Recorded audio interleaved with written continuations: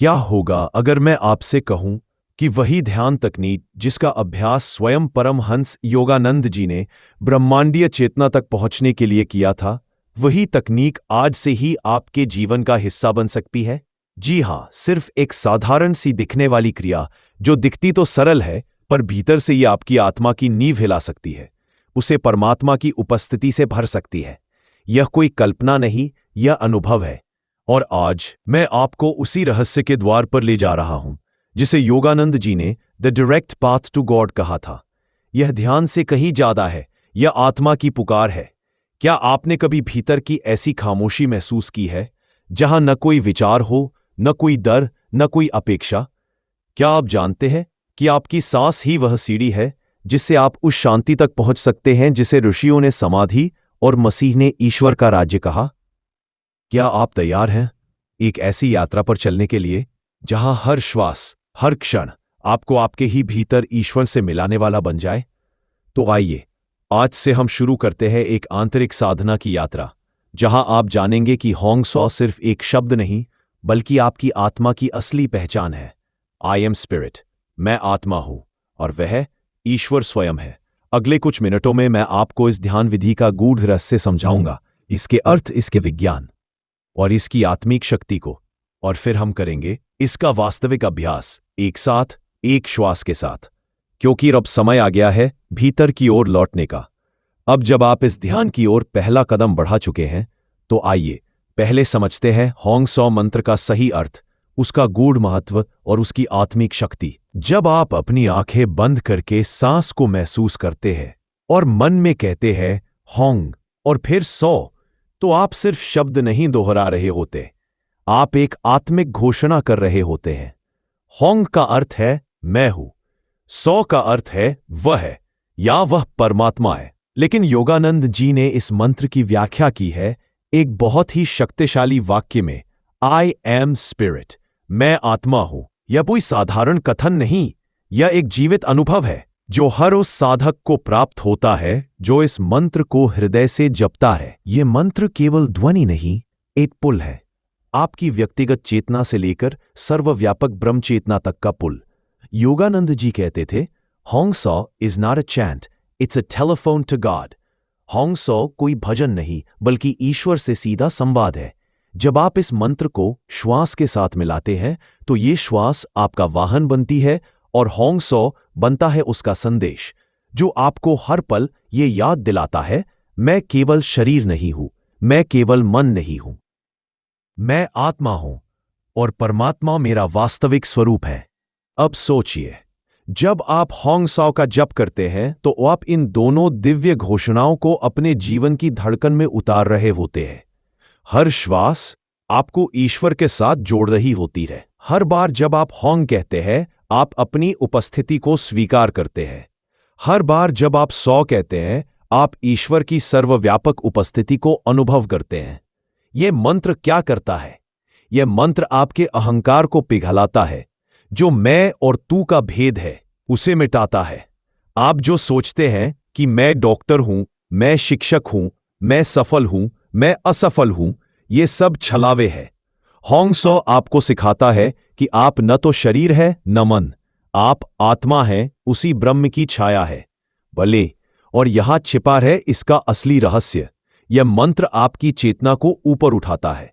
जब आप बार बार होंग सो के साथ अपना ध्यान भ्रुकुटी केंद्र पर टिकाते हैं, तो आपकी चेतना निचले चक्रों से ऊपर उठती है। जहां भय, क्रोध, लालसा होते हैं, वहां से उठकर पहुंचती है तीसरी आंख के उस द्वार पर जहां आत्मा और परमात्मा मिलते हैं।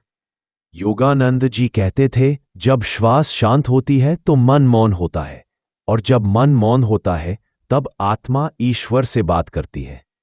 इसलिए होंग सो को केवल एक मंत्र मत समझिए, यह आपकी पहचान का पुनर्जन्म है। हर बार इसका उच्चारण आपको स्मरण कराता है, मैं सीमित नहीं हूं, मैं असीम हूं। और अब जब आपने इसके अर्थ को गहराई से समझा है, तैयार हो जाइए इसे अनुभव करने के लिए। अगले भाग में हम इस क्रिया को वास्तविक रूप से करेंगे, सांस के साथ, ध्यान के साथ, जहां आप स्वयं जानेंगे कि होंग सो क्यों शांति का प्रवेश द्वार है। I am spirit and he is me, जब कोई साधक पहली बार होंग सौ तकनीक का नाम सुनता है तो उसके मन में दो प्रश्न उठते हैं। ये तकनीक कितनी पुरानी है और क्या इसका कोई वैज्ञानिक आधार भी है? और मेरा उत्तर होता है, यह उतनी ही प्राचीन है जितनी आपकी आत्मा और उतनी ही वैज्ञानिक जितना आपका मस्तिष्क। इस ध्यान विधि की जड़ें प्राचीन भारत में है, जहां महावतार बाबाजी ने इसे आधुनिक युग के लिए पुनर्जीवित किया, एक ऐसे समय के लिए जिसे शास्त्रों में कहा गया है कलयुग। बाबाजी ने इस विधि को लहिरी महाशय को प्रदान किया, एक गृहस्थ जो सामान्य जीवन जीते थे लेकिन भीतर से एक गहन योगी थे।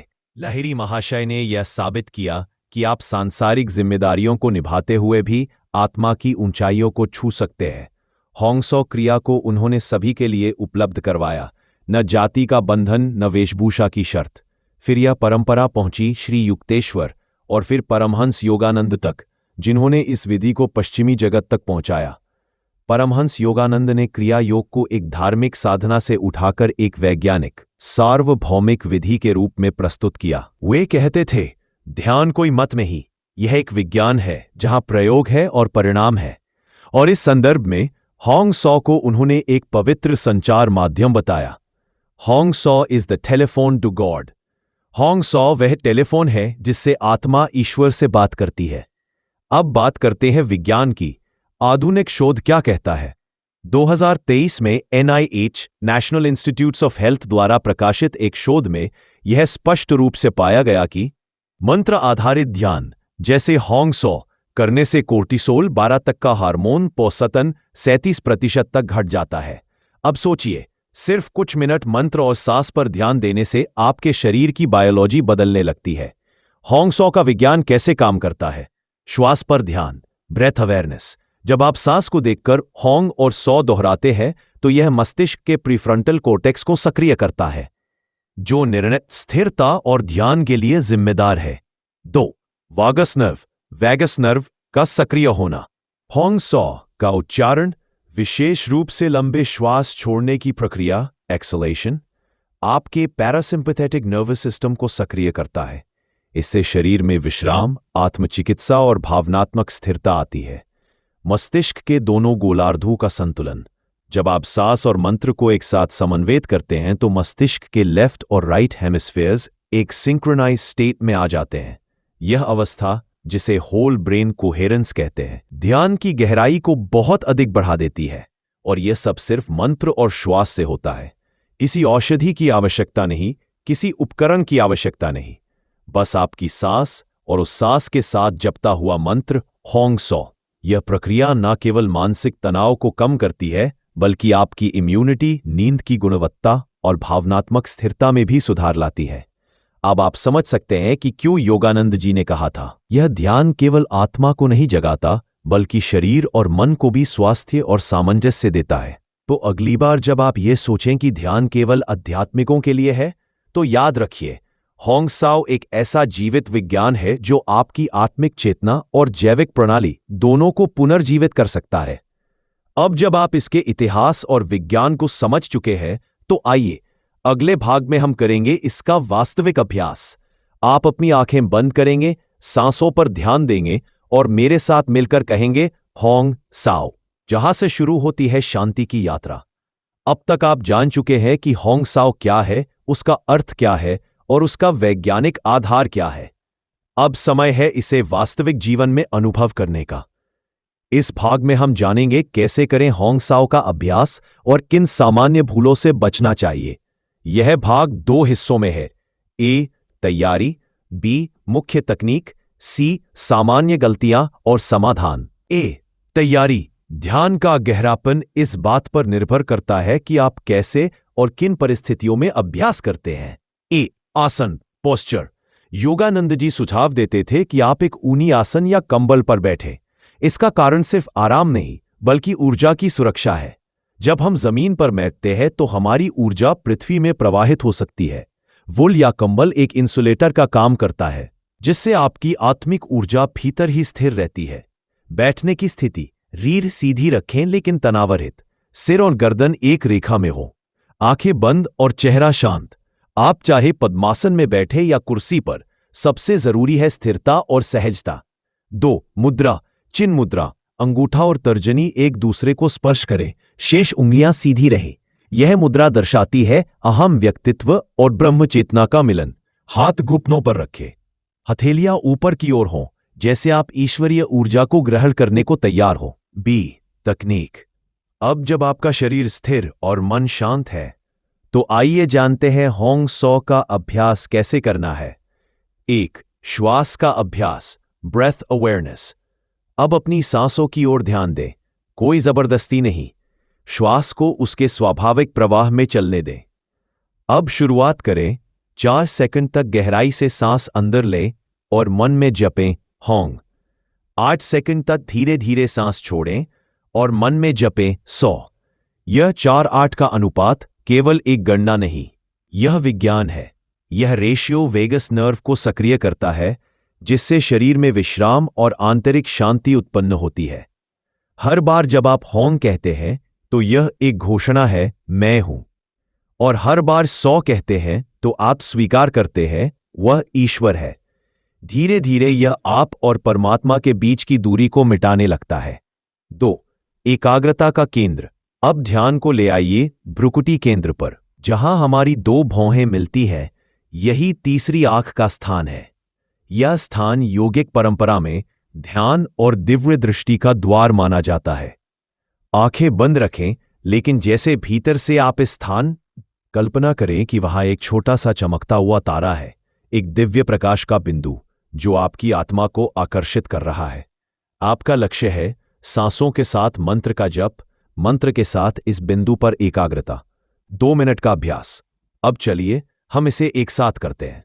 धीमे स्वर में होंग। 2, 3, 4। 100। धीरे धीरे सांस छोड़ें। 1, 2, 3, 4। हर श्वास के साथ आप और गहराई में उतर रहे हैं, जैसे कोई गोताखोर शांति के महासागर में उतर रहा हो, जहां विचारों की हलचल अब नहीं पहुंचती। अब कुछ क्षण मौन रहे, केवल सांसों और मंत्र की संगति में। सामान्य गलतियां और समाधान। अब जानते हैं कुछ सामान्य भूलें और उनसे कैसे बचें। गलती 1, मंत्र को तेज या यांत्रिक रूप से दोहराना। बहुत से साधक जल्दबाजी में होंग सौ का जप करने लगते हैं, जैसे कोई मशीन। योगानंद जी कहते हैं, मंत्र का अर्थ अगर हृदय से न निकले तो वह सिर्फ शब्द है, शक्ति नहीं। मंत्र को उसी लय में दोहराए जैसी आपकी श्वास की लय हो। यह एक रेडियो ट्यूनिंग जैसा है। यदि स्पीड गड़बड़ हुई तो आपको सिग्नल की जगह शोर मिलेगा। गलती 2, अर्थ को भूल जाना। मंत्र को केवल शब्द समझकर जपना। यह सबसे आम भूल है। योगानंद जी ने एक बार एक छात्र से कहा, तुम शब्द दोहरा रहे हो, आत्मा नहीं जप रही। हर बार जब आप होंग कहे तो मैं आत्मा हूं को भीतर महसूस करें। 100 कहते समय अपने भीतर उस परम शांति को अनुभव करें।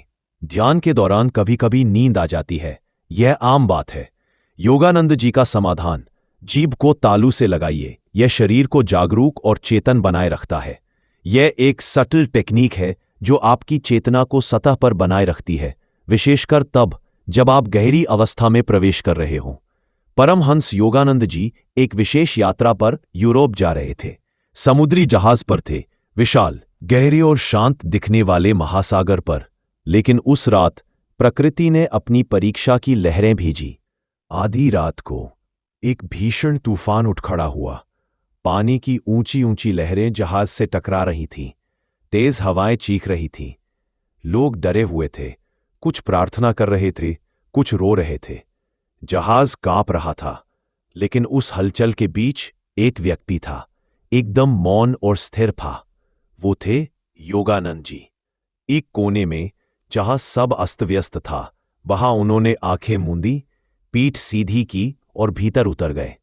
उनके भीतर कोई डर नहीं था, कोई घबराहट नहीं, बस सांसों की लय थी और उसके साथ बहता हुआ मंत्र होंग सौ। जहां बाहर समुद्र की लहरें हाहाकार कर रही थीं, वहीं भीतर एक समुद्र जितनी गहरी शांति बह रही थी। कुछ ही क्षणों में उनके चारों ओर का वातावरण बदलने लगा। उनकी ऊर्जा की स्थिरता ने आसपास बैठे भयभीत लोगों को भी शांत करना शुरू कर दिया। एक नर्स जो वहां कार्यरत थी बाद में बोली, मैंने अपने जीवन में पहली बार देखा कि कोई व्यक्ति तूफान के बीच भी इतना शांत और स्थिर कैसे रह सकता है। बाद में योगानंद जी ने मुस्कुराते हुए कहा, होंग सो केवल शांति पाने के लिए नहीं है, यह जीवन के तूफानों को साधने की तकनीक है, और यही इस साधना की सच्ची ताकत है। जब आपके बाहर का संसार डगमगा रहा हो और भीतर होंग सो की लहरें बह रही हों, तो आप हर तूफान को पार कर सकते हैं जैसे कोई योगी समुद्र के पार उतर जाए। अब आपने जान लिया होंग सो क्या है, इसका अर्थ क्या है, विज्ञान क्या है, और यह कठिन परिस्थितियों में कैसे आपकी आत्मा की ढाल बन सकती है। लेकिन अब एक सवाल बचता है, क्या आप इसे सिर्फ सुनकर छोड़ देंगे या क्या आप सच में इसे आजमाएंगे? हर सुबह केवल 10 मिनट सूर्योदय से पहले अपनी आंखें बंद करें, रीढ़ सीधी रखें और अपने भीतर उतर जाएं।